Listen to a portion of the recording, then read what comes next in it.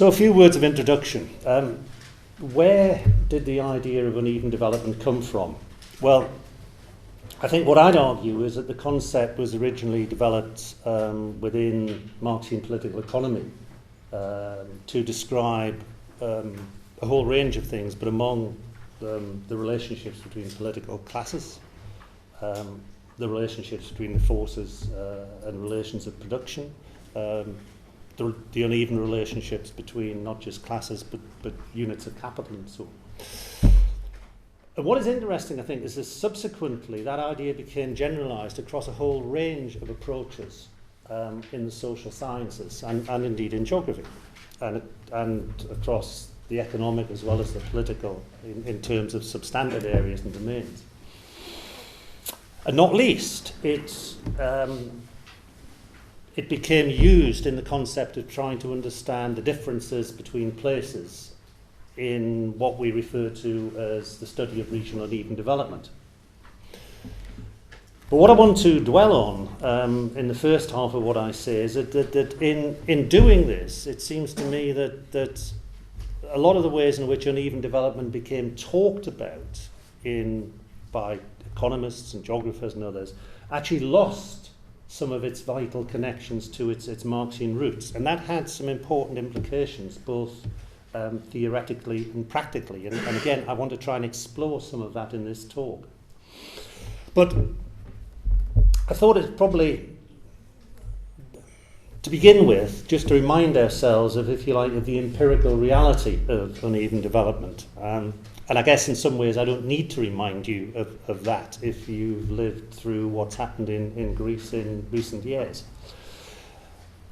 And I think we need to start from a recognition that and we'll come back to this, that actually uneven development, spatial uneven development, is endemic to capitalist development at all spatial scales. You can see it in the uneven development between national states. You can see it in the uneven development between regions.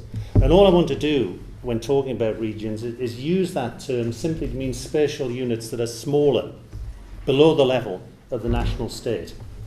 Now, some of you will be aware that there's a lively debate in geography and the social sciences actually as to how we should define regions. But I mainly want to park that debate for now, and perhaps we can come back to it later in discussion. But I just want to hang on to this idea that what geographers were interested in is not just uneven development at the national scale, but actually at the subnational scale, whether we think about regions or cities or whatever. So our focus in that sense is on the regional scale. And if you think about what I've just said in the context of Europe now, in terms of where Europe fits within a changing and globalizing economy, so that the differences between growth in China and stagnation or decline in much of Europe, or whether you think about the contrast within the European Union between the north of the Union, Germany, Scandinavia and so on, and the south, the Mediterranean, Spain, Portugal, Greece, southern Italy. Or whether you think about the variation, the differences within those countries. They're as sharp in the UK where I come from as they are within Greece. They may be expressed differently, but the part of the UK I come from, there are characteristics that would at one level be very different to depressed areas of Greece, which are very, very different to the affluent parts of London and the southeast. So this problem of uneven development is endemic at these different spatial scales, and indeed there are links between what happens at those different spatial scales. But I think the point that I would want to emphasise is that the empirical evidence is so widespread that with the exception of a few proponents of neoliberalism, that I'll say something briefly about, there's a general acceptance, if you like, of the fact of regional uneven development, that it is endemic to capitalism, and that it's not something that can be eliminated. Whether it can be managed and its effects can be ameliorated, softened in various ways, if you like, within socially and politically acceptable limits, is a much more contentious question, and one that, again, I want to come back on and touch on in the later part of the talk. But I want to go back to what I was saying before about the way in which a concern with uneven development has become widespread across a whole range of disciplines, because a corollary, I think, a consequence of this widespread agreement that, on the one hand, regional uneven development is inevitable, is that at the same time there's been a variety of approaches that claim to understand and explain it. Some of those are complementary and compatible. Some of them are incompatible and competitive. We could make life further complicated, but I'm not going to, because of course there's another series of debates that then would problematize the whole notion of what do we mean by development. And again, I think, as with the concept of the region, we could go off into an interesting side debate around that, but I want to again just largely bracket that out for the minute, and we can maybe come back to it. But I thought that as we do live in neoliberal times, before reviewing some of the major perspectives on uneven development, we really just need to say something briefly about those neoliberal approaches that assume that uneven development would cease to be an issue if only people behaved as rationally economic actors and allowed market forces to establish equilibrium conditions across the economy, and thereby uneven development would be abolished. And you may think that's a curious place to start, but I actually think it's quite important to sort of establish what the limits are in this debate, because there are people who, against all the empirical evidence, would deny that uneven development is inevitable, or indeed that it's necessary within capitalism. And if you think about what is essential to those neoliberal approaches, is that there's an assertion, and it's no more than that if you free up markets so that capital and labour can flow to where they're most efficiently, in terms of a capitalist rationality, deployed, then that will lead to an equalisation of factor returns, to the returns to capital and labour, and you'll have a convergence between regions in terms of development levels, and you'll have a balanced pattern of regional development. You get rid of the problem of uneven development. What they would claim is that labour and capital, or will, or I guess more accurately should, move from areas of surplus to areas of shortage in response to differential wage rates, differential profit rates. So labour should move from poorer areas, less developed areas, to richer, more developed areas, and conversely capital should move in the opposite direction. And the effect of this will be equalise wage and profit rates across the economy. So we've got even development. We've got an efficient and balanced and stable pattern of development. So just as people like Francis Fukuyama were heralding the end of history, these are people who in effect are trying to herald the end of geography. But it's not as simple as that. Let's just say, and I think it's important again to just put down some markers, there are a number of difficulties with that perspective, empirically and theoretically, and it's worth identifying them because it gives us some clues to some of the things we really need to take on board if we want to get to grips with understanding the realities of uneven development. The first point is a very simple empirical one. If you look at the evidence, there's very little, if any, evidence that patterns of regional development actually follow a path of strong convergence. And in those few cases where you can find some weak evidence of convergence, and this happened in the European Union, for example, in the 70s and 80s, what you can attribute it to is not to the freeing up of market forces. What you can attribute it to is actually the effect of state regional policies and EU policies through the regional fund, social fund, and so on. So if we can ever observe a tendency towards some convergence and reduction of uneven development between regions, it's nothing to do with freeing up market forces. It is to do with actually state intervention. But there's a second and deeper set of problems, which is theoretically, for markets to operate in the unfettered way that neoliberal perspectives assume, you'd have to make a series of really sweepingly implausible assumptions about what people know and what motivates people to act. And in a way, there's an irony here, because this is sort of a reprise, a rerun of the very, very unrealistic assumptions that underpinned a lot of the neoclassical location theories that emerged in the 1950s and 60s, and then were severely critiqued with the rise of more critical political economy approaches in the 60s and 70s. So we're actually going back. Too slow? Too fast? Too fast. Thank you. Okay. Tell me, where did I lose you? No, continue. I'll continue slowly.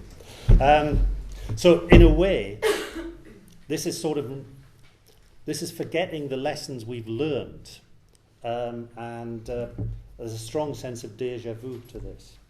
So people aren't economically rational in that sense. We don't have full and perfect knowledge. We can't have it because we live in an economy that exists in real time, and it's distributed and spread over real geographical space. So why do they make those assumptions? And this will become relevant to something else that we'll come back to. They make those assumptions to enable the mathematics of their models to work. The problem is they're models of a mythical world. So this is all to do with producing elegant mathematical models that give you elegant mathematical solutions to what essentially are trivial problems, because they deny the existence of the fundamental problem of uneven development that really we need to grapple with and get to grips with. And why did I want to start with this? Why waste time on this highly implausible view of the world? Well, for one simple and very good or very bad reason. Because it's a view that's had considerable traction with economic policymakers. And for that reason, I think, while we need to disagree with it strongly, we can't just ignore it.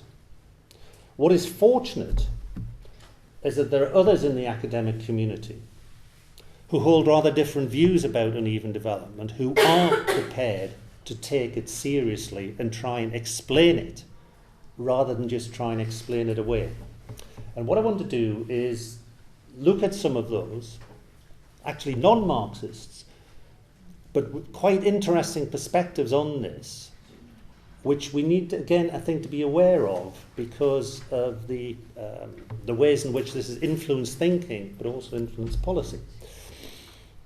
And I want to start with some comments about cumulative causation and uneven development. And the very important difference here is that rather than seeing the play of market forces eliminating regional differentiation and uneven development, people who actually adhere to this sort of perspective see market forces as reinforcing differences between regions, of reinforcing rather than removing uneven development. And there's a further point here, because not only do those forces reinforce uneven development, what they do is they focus our attention on the way in which, if you like, successful and unsuccessful regions become locked into related trajectories of growth and decline. That there's a symbiotic relationship between the regions that grow and the regions that decline. And perhaps the best known of those, which some of you, I think, will have heard of and be familiar with, was the work of Gunnar Myrdal in the late 1950s, when he produced a very influential theory of cumulative causation, which directly, head-on challenged the view of markets as self-equilibrating and the proposition that movements of capital and labour are in opposite and self-regulating directions. It's worth quoting Myrdal himself on this. This is what he said was that these movements of capital and labour do not call forth countervailing changes. They don't, in other words, produce changes which will reduce inequality. But instead, supporting changes which move the system in the same direction as the first change, but much further. So they actually exacerbate uneven development. As a result, the play of the forces in the market tends to increase rather than decrease the inequalities between regions. So this pattern of interaction between growing and stagnating regions, or growing and declining regions, the relationships between them, is therefore an important aspect of how Myrdal explains differential regional growth and decline. So what he sees are flows of capital and labour and commodities developing spontaneously in such a way as to support growth in growing regions. Enterprising individuals move to them. Capital migrates into those regions. But the corollary of this is to reinforce the peripheral status of the regions from which those flows of people and capital originate. So that the gap between them and the regions of growth widens. You produce regions that are peripheral. It's not their natural status. You produce regions that are underdeveloped as a consequence of the processes through which other regions become developed. And in parallel to those flows, you can see commodities that are produced in the successful growth regions, they flood in as imports into the remaining regions. So they undercut their businesses. They cause a lack of capacity and employment there. They further deepen the development of underdevelopment. So what he described as a variety of backwash effects emerge that militate against growth in the peripheral regions, while sustaining it in the growing economic core regions. Now, interestingly, at around the same time, and I mention this for one reason only, and I'll come to it in a minute, there was another economist called Albert Hirschman who developed an interpretation that was remarkably similar to Myrdal's as to why uneven development developed in the way that it did. And what Hirschman said was that if an imbalance between regions emerged as a result of those polarization effects that Myrdal had established and identified during the early stages of growth, then counterbalancing forces, and this is the crucial bit, he said, counterbalancing forces will in time come into being to restore an equilibrium position. Now, if you think about it, that's okay as far as it goes. But, and it's a big but, and it's the first of a number of big buts I shall mention in the evening. But if counterbalancing forces will in time come into being, the issue, of course, is how much time will pass before that's the case. That becomes quite a critical issue. You know, as Keynes said quite a long time ago, in the long run we're all dead. So the prospect of regional convergence at some point in an unknown future isn't necessarily an attractive one. Now, and I want to say something about someone I guess you will have heard of, even if you hadn't heard of Gunnar Myrdal and Albert Hirschman, which is Paul Krugman. And about 4 decades after pioneering work that Hirschman and Myrdal undertook, Krugman also set out to explore the rationale for cumulative causation and the dynamics and the processes of uneven development. And again, I would suggest to you, as critical geographers, we shouldn't underestimate the importance of this. Because whatever the limitations of Krugman's approach, and I think there are significant limitations, this was perhaps the first time that a more mainstream economist began to acknowledge the significance of the spatial patterning of economies. And of course, the fact that Krugman was subsequently awarded a Nobel Prize in a way reinforces my point. We may disagree with it, but it isn't something we should ignore. So what did Krugman have to say about regional uneven development? Well, what's been referred to as his new economic geography, which Costis and I might refer to as the new geographical economics, again involves quite formal mathematical analysis of endogenous growth, of self-supporting growth in particular areas. And that's important, that quite formal mathematical bit of his analysis, as you'll see in a minute.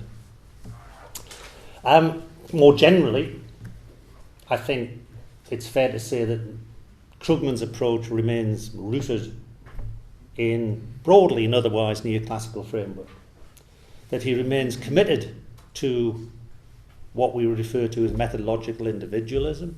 That is, that it's the key decisions, the rational decisions of individual actors in markets that determine the trajectory and the pattern of growth.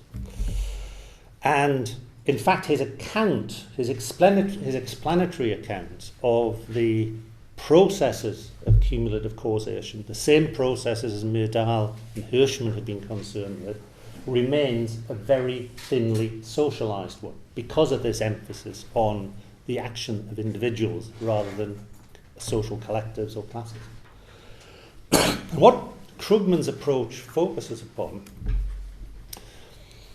are the balance between two key sets of counterposed forces, which are very familiar ones actually to students of old urban geography, because Krugman talks about the balance between what he calls centripetal forces and centrifugal forces in determining the extent and the form of the regional concentration of economic activities. So centripetal forces are the forces which tend towards spatial concentration. So big markets, large market size, would tend to concentration. And if there were cooperative and functional linkages between firms that are beneficial to other firms that join the concentration, that has the same effect. That if you have dense labour markets with a variety of available skills, which are attractive then to a variety of firms, that tends to increase concentration. Or you might have external economies of scale. So there are what are known as knowledge spillovers, so that one firm benefits from the innovative actions and behaviour of another firm. That tends to encourage concentration. So you have this cluster of forces which are all working towards producing bigger concentrations of economic activity.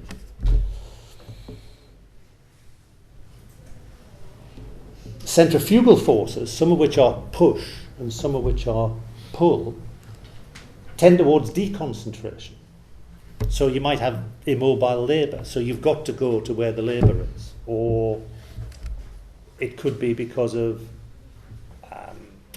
the concentration of particular resources in a particular location. Part of the world I come to, if you want to mine coal, you've got to go to where the coal seams are. They won't come to you. It may be because in regions that have become peripheralised, land and property prices are lower. So there's an incentive to decentralise and go there. And there are various diseconomies that arise from all sorts of congestion. The traffic in Athens, for example, might push people. But within those range of centripetal and centrifugal forces, what Krugman, so conceptually, that's how he sets it up. But then when it comes down to how do you build a model, what do you put into the model, what he emphasises are on the one hand economies of scale, and on the other hand transport costs.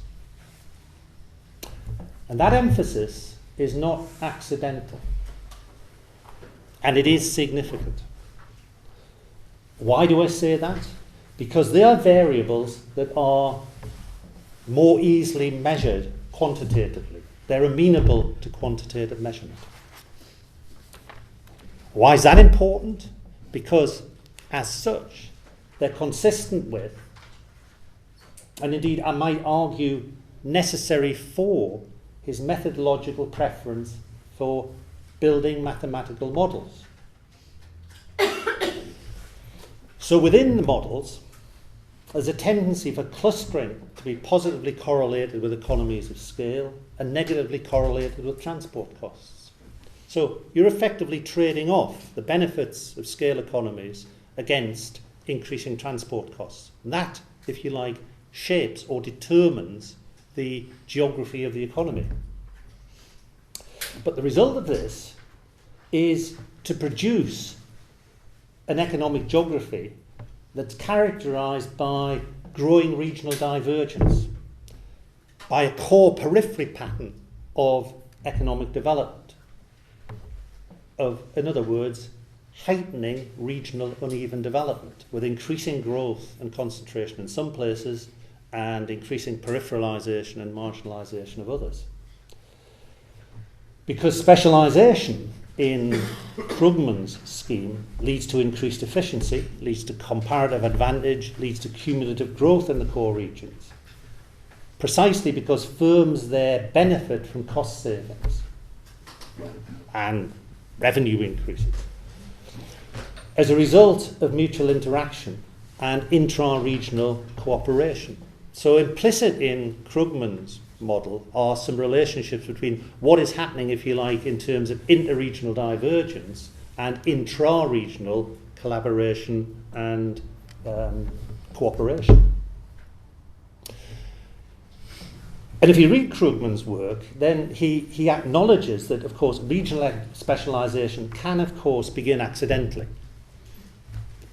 But the key point is that having done so, it then evolves and deepens as economies of scale and external economies lead to cumulative growth.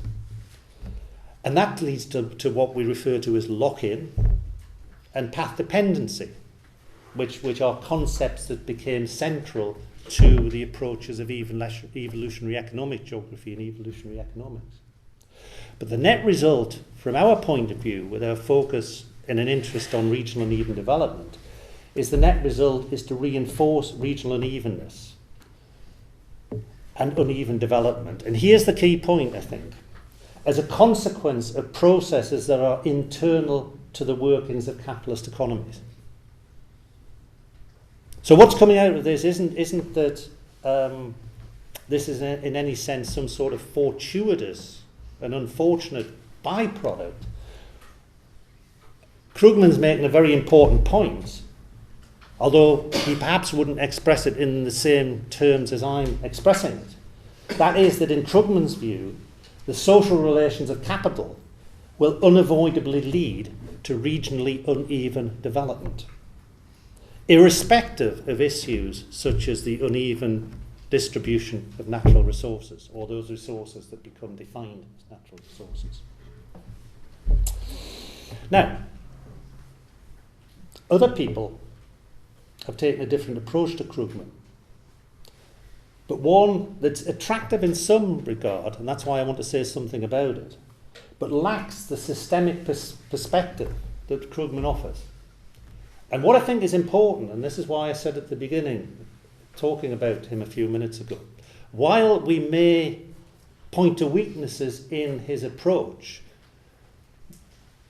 one of the strengths of his approach is that he's seeking to develop a perspective on regional uneven development, or in his terms, the spatial structure of economies, that is a systemic one, that actually is looking at the way in which the system operates and produces uneven development as a necessary consequence of the way it operates, rather than looking at just exceptional cases of growth or decline in particular regions. And I say that because in contrast to a considerable body of work which has been inspired by Krugman's own work, other economic geographers and indeed other social scientists have in parallel sought to develop explanations of regional development which are much more in cultural and institutional terms, but actually in doing so lose the systemic perspective that Krugman gave us. Now there's good reasons for this. Alan Scott, who many of you will have heard of, a very eminent economic geographer, pointed out that, as he put it, he said, a strictly economic logic will only take us so far in understanding industrial organisational processes, for which we could read the economic processes that produce regions. Scott says transactional systems are always, and of necessity, embedded in historically determinate social conditions. Now, in a way, although he's doing no more than echoing views that have been expressed earlier by a whole range of scholars, people like Poliani and so on, Scott's nonetheless there making a very, very important point. And in seeking to explore and develop that process of social embedding, and if you like, the socio-cultural constitution of economies, a whole range of economic geographers who've been much more inclined to cultural and institutional analyses, people like Michael Stoper, people like Peter Maskell and Anders Malmborg, Ash Amin, Nigel Thrift, Phil Cook, Kevin Morgan, names that some of you at least will have heard of. They've tried to draw upon a different approach, but draw upon notions of knowledge, of innovation and learning, of what Michael Stoper called untraded interdependencies, as opposed to the traded ones through the market. Non-economic relationships that they see as underpinning regional economic success, and by implication, although they don't explicitly get around to this, which also are the cause of regional economic failure. So they'll talk about concepts such as institutional capability, or the thickness of regional institutions as both permitting growth in successful regions, but being responsible for the decline of the unsuccessful regions. So if the map of regional uneven development widens, it's to do with these institutional and cultural differences. It's nothing to do with the systemic operations of the mainstream process of the capitalist economy. So the key proposition here is that successful regions are those that possess, for want of a better way of putting it, the right, in inverted commas, sorts of institutional structures. The ones that have rich patterns of supportive social relationships that extend beyond the workplace, that extend beyond the boundaries of the company into the surrounding place. That those are the sorts of relationships and structures that facilitate successful economic practices, that facilitate the flows, if you like, through which an economy operates. The easy exchange of both codified knowledge, the stuff we can write down, and the tacit knowledge, the stuff that's only in our heads or in the practices of what we do. And it's those latter that those sorts of scholars would see as helping ensure that knowledge of best practice, as they would put it, diffuses within the regional economy, and that knowledge flows and interaction underpin vibrant regional innovation systems that in turn enable successful regional economies. The converse of that, of course, is that in other regions you have knowledge systems that are locked in to the practices of economic sectors that are no longer relevant in a growing economy. So because they're locked in to inappropriate or wrong sets of institutional structures and knowledges and practices, those regions decline. Now, some interesting issues, I think, arise out of this, because clearly those sorts of issues have always been crucial in underpinning regional economic success. I mean, the social relations of capital are always going to be mediated in various ways in particular times and places. They never appear, if you like, in pure and unmediated form. But in some ways, the claims that they are making, and I think there's a bit of a chicken and egg relationship here, they become of added relevance or added salience, if you like, because they're being put forward in the context of these big debates, contemporary debates about claims that are made about knowledge-based economies. Now, I have some problems with the idea of a knowledge-based economy because I have a genuine difficulty in imagining an economy that isn't knowledge-based. There may be different sorts of knowledges involved, but economies always have to be knowledge-based. And that is where I think the issue about why we have poorly performing regions arises, because they are seen to be locked into institutional structures and forms of knowledge that were once relevant to regional economic success, but are now obsolete. They've been, if you like, rendered redundant by the wider processes of economic change, by the way in which the dynamic of the accumulation process is altered, by changes in spatial divisions of labour. And that remains the case. And this raises an interesting question, which again we'll come back to in part 2. This remains the case despite a whole series of policy-induced attempts to change the institutional and knowledge bases of those economies, those regional economies that are seen as poorly performing. So when we assess the claims that are made by those cultural and institutional proponents of those who argue that they are the keys to understanding the differential regional economic performance, the fact that regional economic inequalities have widened. What we need to be very aware of is the evidence base that they draw on, and conversely the evidence that they ignore. Because there's a distinct spatial selectivity in the regions that they choose as case studies. You'll find very few case studies in that approach that focus on the regions that have become unsuccessful. There are one or two, but the vast majority of them, the case is made on the basis of looking at regions that are seen as being successful. California, the Third Italy, the new industrial spaces that Scott wrote about in his book in the late 80s.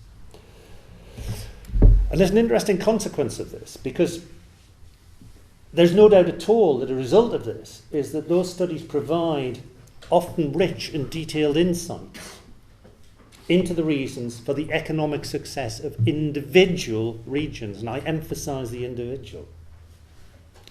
And usually, by implication, but only by implication, the reasons for the failure of other regions.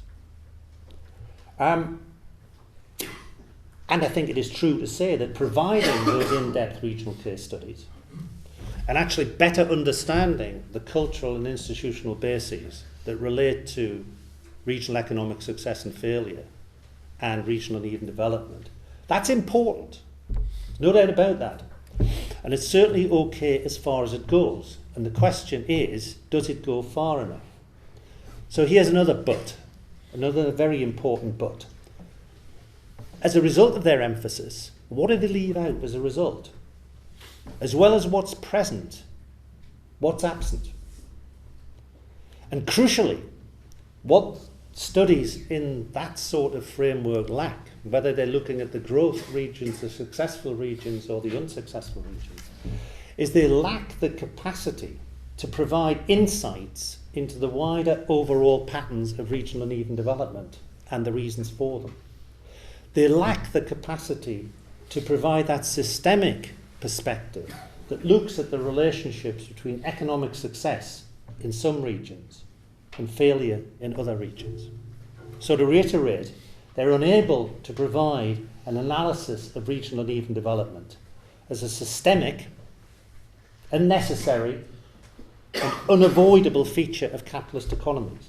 And in that sense, they represent a regression from the perspectives of Myrdal, from Krugman, and indeed those of Marx and Marxian analysts who followed in the path that Marx laid down. And that's what I want to talk to, I think, in part 2. Because I think Kostis said to me, talk for about half an hour, then we should have a break. So I've talked for about half an hour and I'm going to have a break. So what I want to do is to just park it at the point of saying, right, I want to argue that without a systemic perspective and understanding, we will lack an adequate understanding of the causes of regional uneven development. And if we lack that, we lack even the possibility of tackling the problems that arise from this. And more specifically, that unless we develop that systemic perspective of the causes of the current crisis in Europe and its particular geography, then we won't be in a position to even think about doing something about it.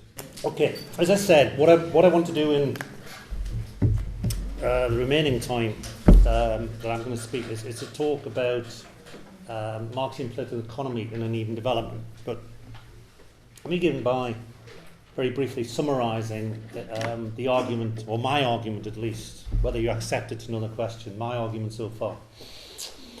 And it goes like this. If we leave aside what I would call the neoclassical anomaly, then the approaches that I've discussed so far in various ways all seek to account for uneven regional development and set out the reasons why growth or decline becomes a cumulative and self-reinforcing process. In other words, they all see regions becoming locked into their respective trajectories of growth or decline, and once those have been established, they remain locked into growing or decline. And that's important. So what we're saying is, or what they're claiming is that once the initial trajectory emerges, then the future of the region, as successful or not, seems, as it were, to be more or less inevitably determined. Now that's essentially, although maybe only implicitly, an evolutionary perspective on regional development, in which the past at least strongly conditions, maybe even rigidly determines the future. And if you look at the empirical evidence, there are certainly many regions that can, if you like, be described and interpreted in those terms. At least their economic trajectory can be described and interpreted in those terms. But if you examine the historical geography of capitalist development, you find that there are many, many examples. It's replete with examples that do not fit into that simple dichotomy. So there are regions that grew and then declined.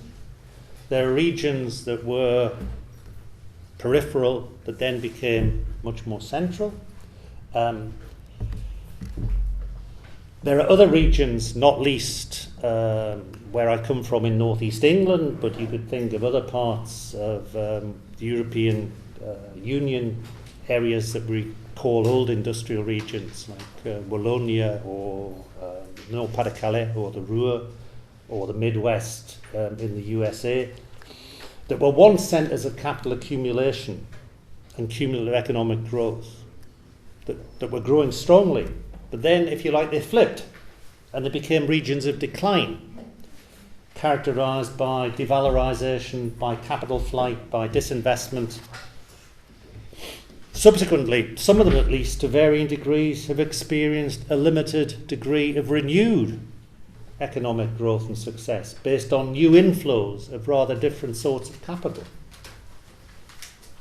And my point would be that sort of dramatic reversal from trajectory of growth to decline, maybe to renewed growth to decline, growth of a different type and scale maybe to the previous phase of growth. But the point is that those sorts of complex trajectories where you flip from growth to decline and back again simply can't be captured by or explained by the approaches that I've considered so far. To try and get to grips with those, we need a different sort of conceptual and explanatory approach. And what I want to argue is that approach is provided by Marxian political economy, with its emphasis upon at its most abstract, the inner dynamics of the capitalist mode of production, that particular combination of social relations, the technologies that define capitalist economies as capitalist.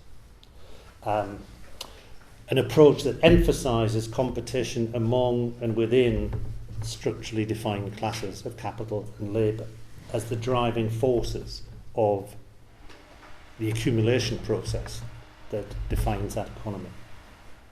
Now, when we look at individual companies, or if you like, individual units of capital, we see that they compete in a whole range of ways. They can compete on price, they can compete on process, they can compete via innovation and new products, for example. But what is of particular relevance in the present context, in the context of trying to get to grips with regional uneven development, is that they also compete by seeking out locations that are particularly profitable and so favourable, more favourable for capitalist production. Now, they could include locations in which you can produce existing products with existing technologies more profitably, for example, because there are big accumulations of cheap labour in those areas, or it might involve shifts of production technology to new locations, precisely because to introduce a new technology and the working practices and labour processes that go with it, you need to shift to an area where there's no experience of that sort of industrial working. So you can have a variety of possibilities in terms of the relationship between shifting location and whether this involves moving existing processes from their existing locations to new ones, or whether this involves moving to new locations because you're introducing new products and processes. But there's a dynamic to this flow as to where capital investment is going, where jobs are going, which is tied to capital's search for profit. So, as an integral part of their competitive strategies, companies in the past, still now to a degree, would explore those options within the boundaries of what we could regard as, if you like, their national territories. But now, of course, they're regularly scouring the globe for new locations where they can produce more profitably and so gain a competitive edge over their rivals. So, go back to what I said at the beginning about the way in which uneven development is a process is expressed at a variety of spatial scales within the capitalist economy. There are clear links between the shifts that are taking place globally and the way in which the map of regional uneven development has altered within Europe, and indeed within particular countries within Europe in recent years. And this search for more profitable locations, the search for places that will give you a competitive edge, has some very important consequences. One of them, Costes emphasised a long time ago, is that you get routine transfers of value between regions via exchange relations between and within companies. But also, you find that companies routinely devalorize capital and disinvest from some regions while they're investing in others. So there's this constant flux, this flow, a tension between fixity for a time in a particular place while you're producing profit, but also the need to be finding more profitable locations, which means that at some point in time there's a shift in the geography of the economy that takes place, which then is expressed in a changing map of regional even development. So, in searching out new regions to invest in, companies could be looking at other successful regions. They could be looking at regions that previously hadn't been penetrated by capitalist relations of production.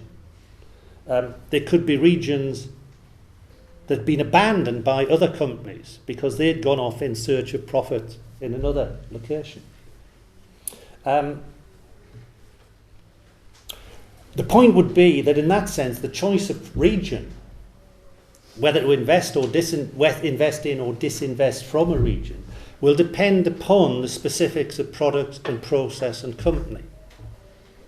This isn't a mechanistic process we can necessarily just read off from the inner logic of capital. We need to do some hard empirical work to actually understand why particular companies are investing from, disinvesting from, investing in particular regions and shaping the map of regional uneven development in the way that they are. But what we can say is that in shifting investment around in those ways, in moving capital around in those ways, they'll be trying to match the characteristics of particular regions with the requirements of particular activities. We'll come back to that a little bit later in talking about some of Doreen Massey's work. But the consequence of this, for the moment, is just to recognise that regions will sequentially experience successive waves of investment, disinvestment, reinvestment, and that will be expressed in sequences of regional industrialisation or growth, or deindustrialisation and decline, or regional or reindustrialisation and renewed growth, of economic development and decline as parts of the processes of combined and uneven development that are structurally inscribed as integral to capitalist development. So again, when we adopt this Marxian perspective, again, as Myrdal and others, as we've seen, argued, or at least implicitly argued, spatially uneven development is seen as a product not just of the uneven distribution of natural resources or as some series of historical accidents or the influences of nature on economic geographies, but again it's seen critically as arising out of the constitutive social relations of capital. It's seen as a systemic consequence of the way in which a capitalist economy operates. Now, Marx's own work, actually, while it contains a lot of suggestive comments and hints about spatial uneven development, regional uneven development more specifically, and its significance for capitalist development, those remarks aren't really fully or systematically developed in that work. Subsequently, a whole range of others, Gramsci, Lenin, a whole range of people working in different strands of the Marxian tradition, have further developed Marx's insights into the analysis of uneven development of different spatial scales. But what I want to argue is it wasn't until the 1960s and the work of Ernest Mandel that regional uneven development began to be more systematically integrated into Marxian political economy. And in doing so, it both extended the reach of that approach and deepened our understanding of why the map of regional uneven development shifted in the way it did. And what Mandel did for the first time was to specifically recognise the centrality of what he called intra-regional uneven development and the production of regional problems to the accumulation process. And he did that very much because he was seeking to understand, among other things, the uneven regional development of the Belgian economy, in which by which he was surrounded, if you like. And again, it's worth quoting Mandel himself on this. He said, the uneven development, as between different parts of a single country, is an essential precondition for capital accumulation. And its significance, he argued, has been greatly underestimated in previous Marxian analyses. So there's a sense in which this becomes a turning point in terms of the way in which, if you like, Marxist scholars are beginning to come to grips with the regional uneven development from their perspective, but at the same time it's opening a gate or opening a door to economic geographers of a more critical persuasion who wanted some more powerful theoretical and analytic tools to try and grapple with the maps of changing uneven development that had long been of our central concern. But I think what's also interesting is that other social scientists, not just geographers, not least Nikos Poulantzas, were also paying increasing attention to issues of spatially uneven development as part of this reinvigoration of Marxian approaches. So there is a sense in which, while economic geographers were taking this up more seriously, actually the social sciences more generally were coming to a need to recognise the significance of the spatial patterning of economy and society in terms of deepening their understanding and theorisation. But if we go back specifically for a minute to, well, not for a minute, but for a few minutes to economic geography, David Harvey, was David here? Speaking here? Last year. Last year, yeah. So those of you who will know, those of you who heard David Harvey last year, or indeed haven't heard him but have heard of him, will recognise that the development of Marxian political economy to take account of regionally uneven development as a structurally necessary feature of capitalist development probably owes more to Harvey than to any other single individual. And therefore its impact on geography has been profound. And that's especially so if you've read his 1982 book, The Limits to Capital, which is a quite magisterial account. It's almost a restatement of political economy. It really was a very, very important contribution to the debate. And I don't want to go into there isn't time, even if I wanted to go into the detail of the argument, but what I think is significant is in that book, Harvey treated and located the issue of regional uneven development within the context of what he called his third cut at crisis theory, and the way in which capital both produces and uses spatial differentiation, if you like, as part of its repertoire of tactics to offset falling profitability, as part of its successive attempts, temporarily at least, to resolve its own crises. Why do I think that's important? Because it's important because in locating regional uneven development in that way, as part of that third cut at crisis resolution, Harvey, again very importantly, is straight away locating regional uneven development as a systemic feature of capitalist economies. Capitalist development, what he was spelling out very, very precisely, was thus explicitly conceptualised as necessarily and unavoidably uneven. It would simultaneously encompass regions of growth alongside those of decline.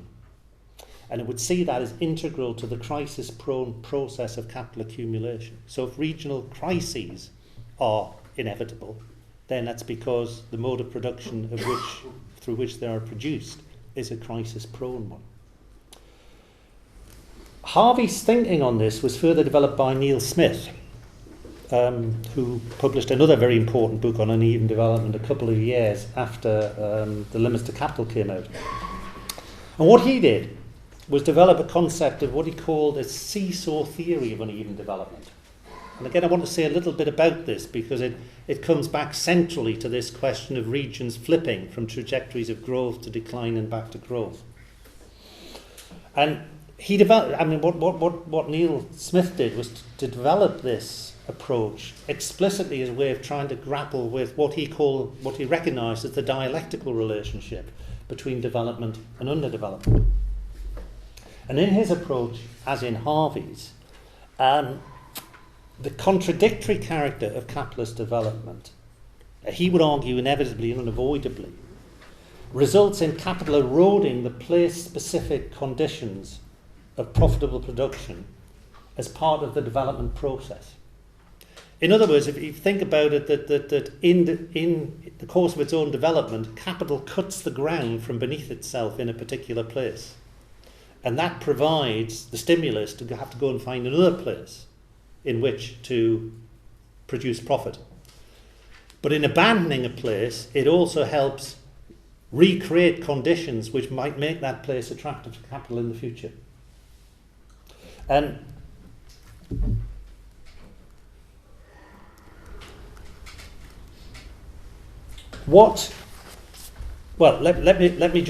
let me quote Smith himself on this. It's probably as easy a way to do it as anything else.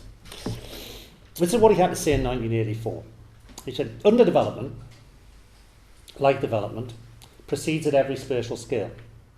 And capital attempts to move geographically in such a way that it continually exploits the opportunities of development without suffering the economic costs of underdevelopment. In other words, it externalises those. That is, capital attempts to seesaw from a developed to an underdeveloped area, then at a later point in time, back to the first area, which by now is underdeveloped, and so forth. So what Smith is envisaging is this constant cycling of development, developed, underdeveloped, developed, underdeveloped. And of course, he's not implying that the capital that abandoned a region is necessarily the capital that goes back to it, but it'll create conditions that are attractive to some sort of capital. And he goes on, he says, capital seeks not an equilibrium built into the landscape. Remember our neoliberal perspective that I started off by talking about. Capital seeks not an equilibrium built into the landscape, but one that is viable precisely in its ability to jump landscapes in a systematic way.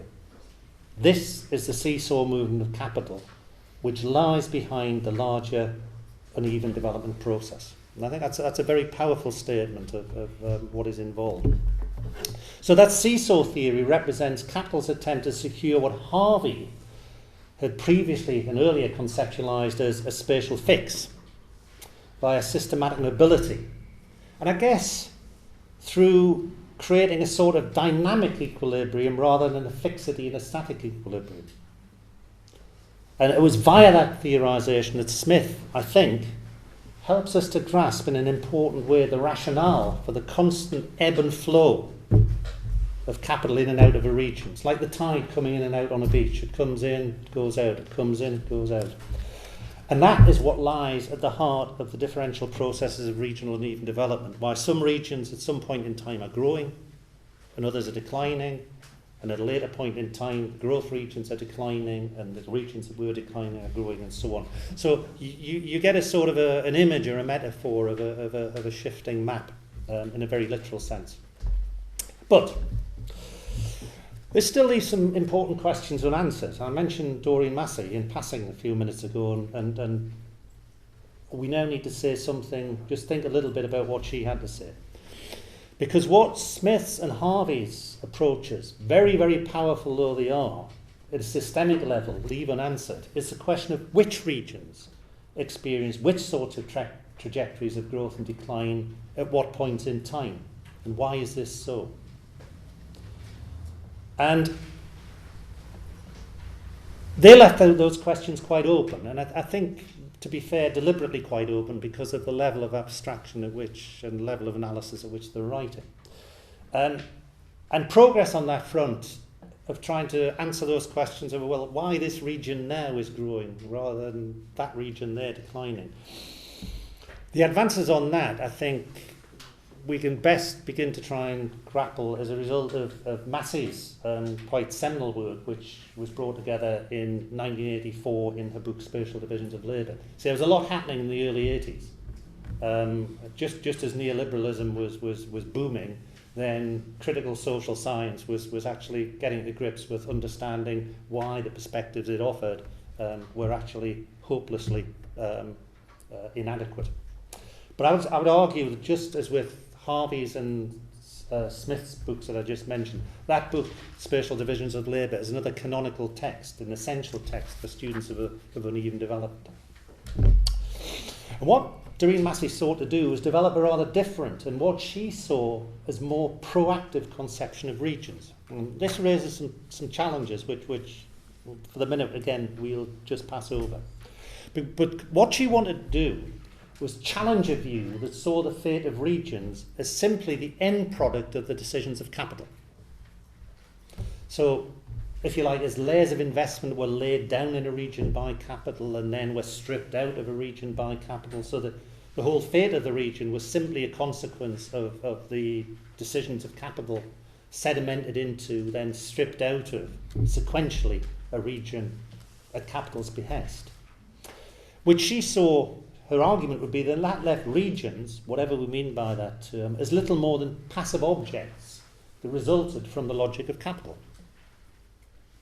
And in contrast, what she tried to emphasise was the need to take account of the attributes of regions themselves, not just the natural ones, but the socially produced attributes of regions, so that the activities of people in their region, in their place, seeking to defend and make the economic viability of their region, she would argue, is critical to understanding which regions experience which sorts of growth, which sorts of decline, and which sorts of revival.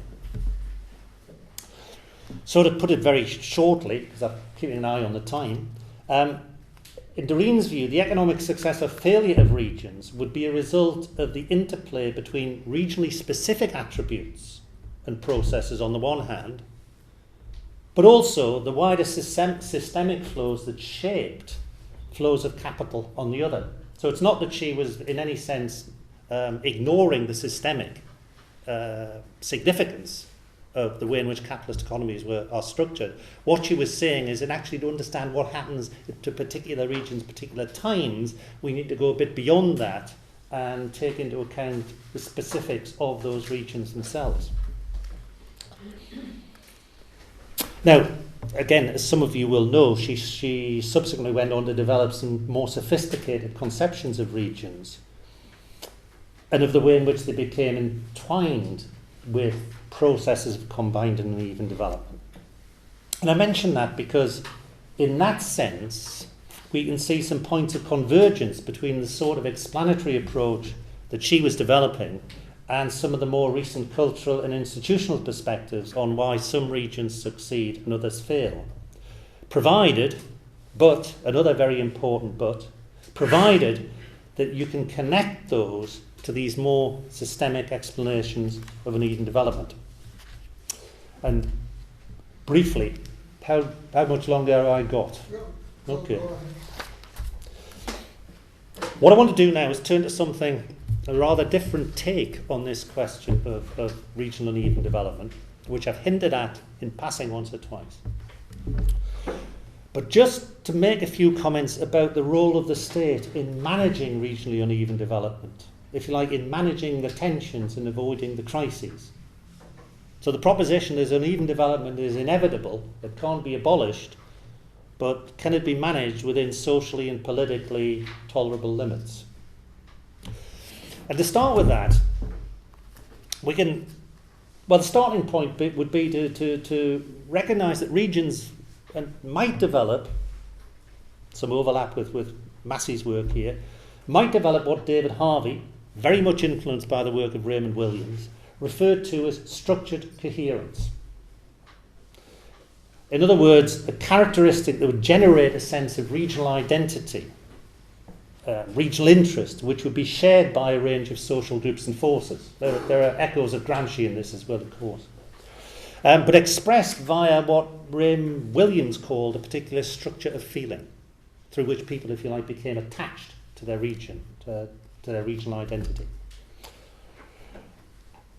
And the argument goes that such a structure of feeling and attachment to a region doesn't inevitably, but can, when linked to uneven regional economic development, become a trigger for a variety of regionalist campaigns, political campaigns, as different alliances of social groups would come together to defend or promote what was seen as a shared regional interest. Think about the Basques and the Catalans in Spain. Think about the Corsicans.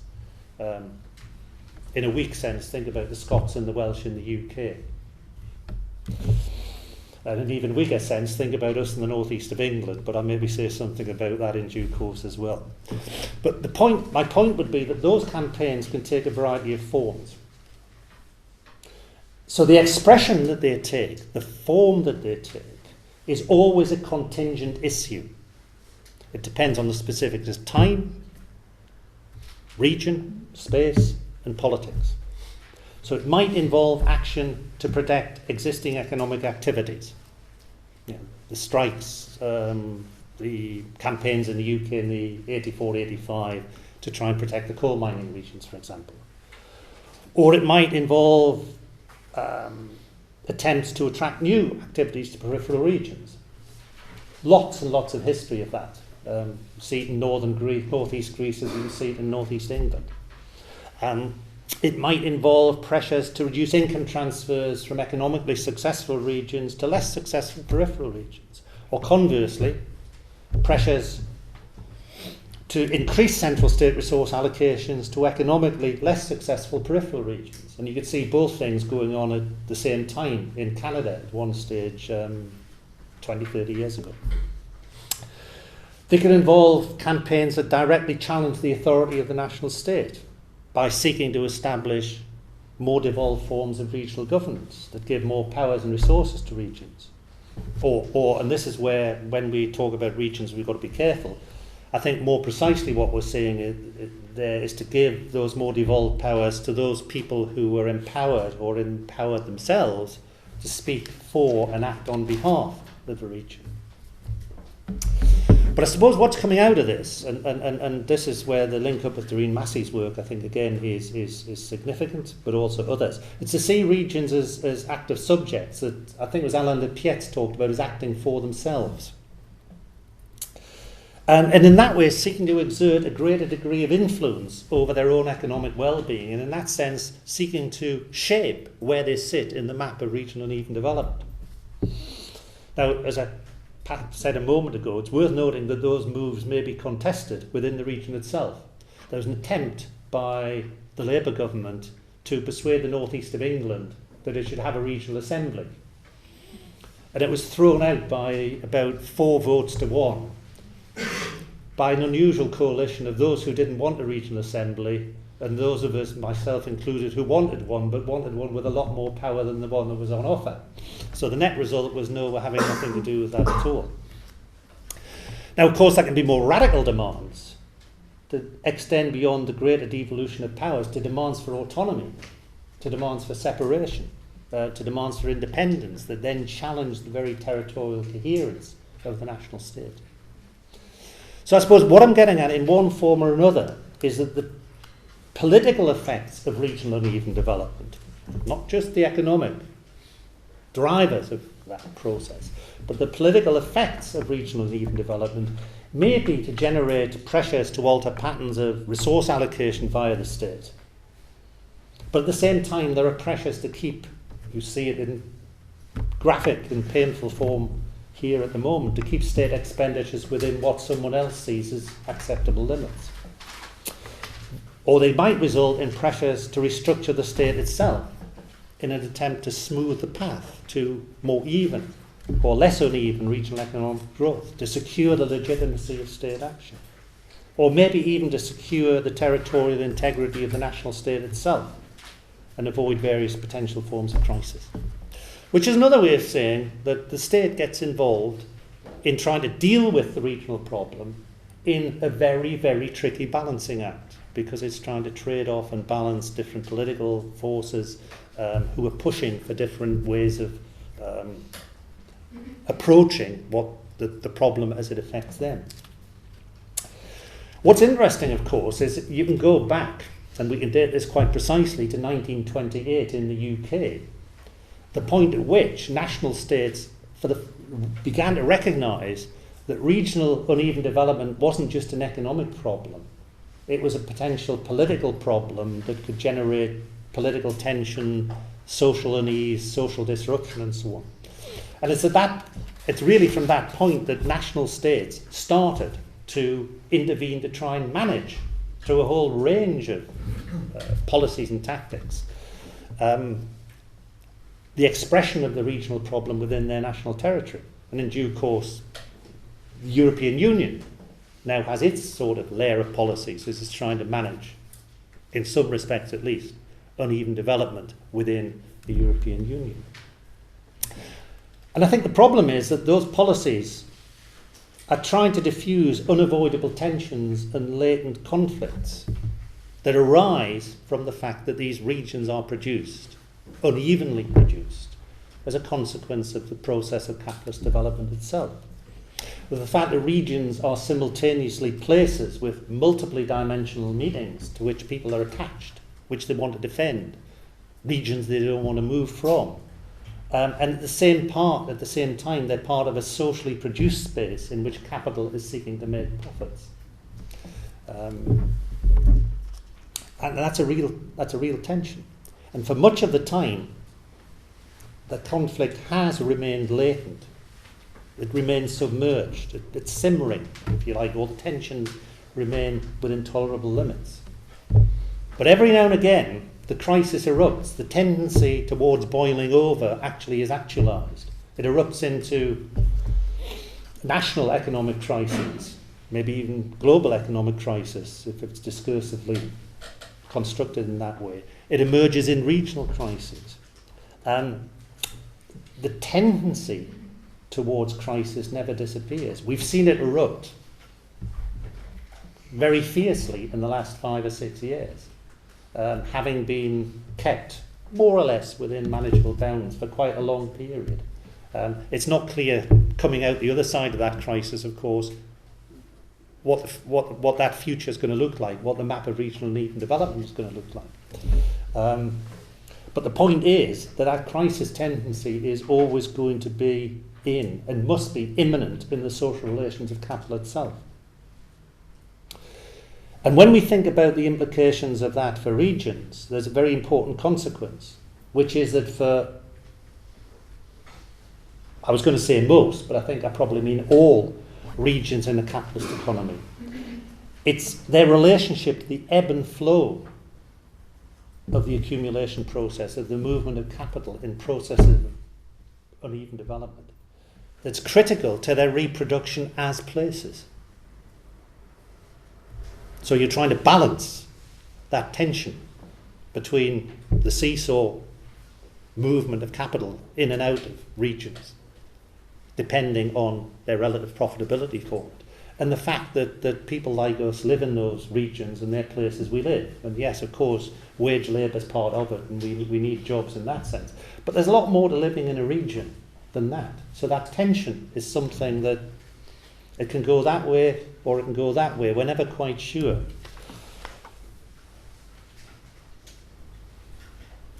And yes, of course, just as capital need people as labour power, then many of us in a capitalist economy need capital as a source of wage income. And part of the global shift in particularly the geography of industrial and manufacturing employment is that many of those regions in which people previously and historically depended on employment in industries that have now gone east, there is no longer that source of wage labour, there's no longer that income. You're seeing particularly acute form of that in Greece and have done for the last few years.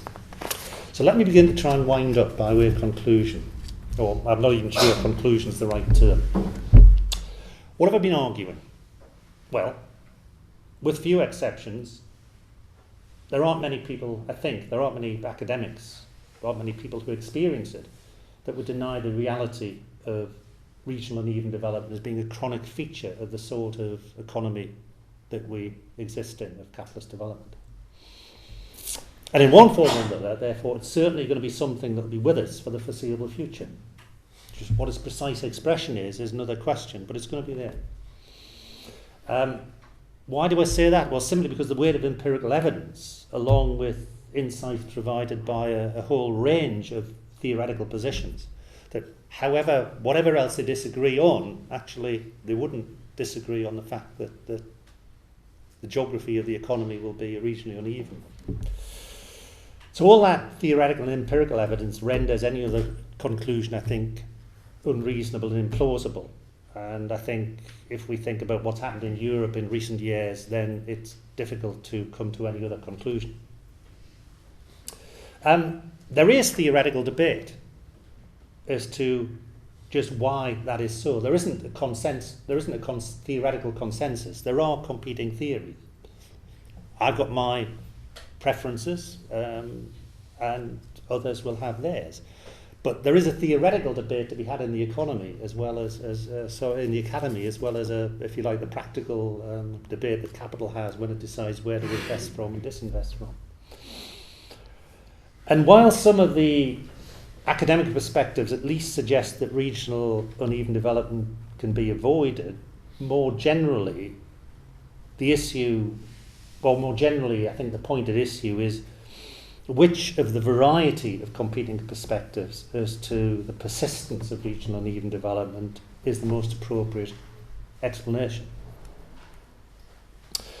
But the ways in which regional inequality impinges on the daily lives of so many people, I think, meant that long ago, 90 years ago, regional uneven development ceased to be seen simply as a feature of capitalist development of interest to economic geographers and other social scientists. It actually, much more importantly, became a political issue of some significance, and one that national states, as I say, for a long time now felt obliged to address. But despite that 80 or 90 years of the state, in a sense, trying to deal with the regional problem, to deal with the problem of regional uneven development, it remains a striking feature of contemporary economy and society. And in some ways it's become a more striking feature in recent years than it had been for a number of decades, at least in the parts of Europe that we've lived in. So in seeking to manage the tensions that are generated by the pressures that arise because economic development is inevitably uneven regionally, I say national states have devised and implemented a whole repertoire of policies for regions, the policies that central governments do to regions, if you like. So regions become objects of central state policies. But also there's been some devolution of power and responsibility to regions so they can act for themselves as, if you like, more like active subjects in trying to deal with their own development issues. But the politics of that are actually quite tricky, not least in terms of the danger of the victim being blamed for what the victim suffers. Certainly national states have sought to keep their territories as attractive to or key nodes in the sort of global flows of capital, sought to contain the tensions between the imperatives of accumulation and the socio-political pressures that might build up to challenge the legitimacy of the state themselves.